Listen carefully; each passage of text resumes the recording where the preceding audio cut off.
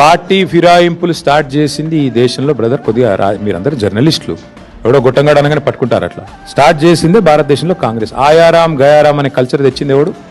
కాంగ్రెస్ కాదా? అసలు 2004లో టీఆర్ఎస్కి 26 ఎమ్మెల్యేలు ఉండే, మా 10 మంది ఎమ్మెల్యేలు ఎత్తుకుపోయింది ఎవడు? ఇదే థర్డ్ క్లాస్ కాంగ్రెస్ కాదా? ఎవడు స్టార్ట్ చేసిండు? ఏం మాట్లాడుతుండే ఆయన? కళ్ళు ఉన్నాయా పోయినాయా పెద్ద మనిషికి? ఇట్లా మాట్లాడొచ్చా? ఏం తక్కువ చేసింది కడియం శ్రీయర్కి టీఆర్ఎస్ పార్టీ? 2013లో దేహి అంటూ వస్తే ఎంపీ చేసింది కదా కేసీఆర్ గారు.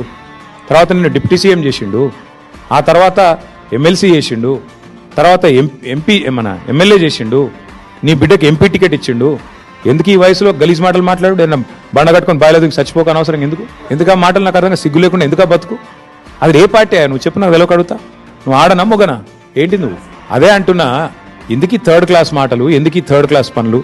అక్కడ పోయి కాంగ్రెస్ పార్టీ ఆఫీసులో కూర్చుంటే మొన్న అందుకే లక్ష్మీదేవమ్మ అనే పెద్ద మనిషి కరెక్ట్గా చెప్పింది. రాజేంద్ర నగర్లో పోయిన మధు పార్క్ రిడ్జ్ అపార్ట్మెంట్స్ పెద్ద మనిషి ఎంత బాగా చెప్పిందంటే, ఆమెకు 87 ఏళ్ళు. బిడ్డ ఈ ఎమ్మెల్యే ఇక్కడ ఉన్నోడు కళ్యాణం టీఆర్ఎస్ తో చేసుకున్నాడు, కాపురం కాంగ్రెస్ తో చేస్తున్నాడు అని చెప్పింది.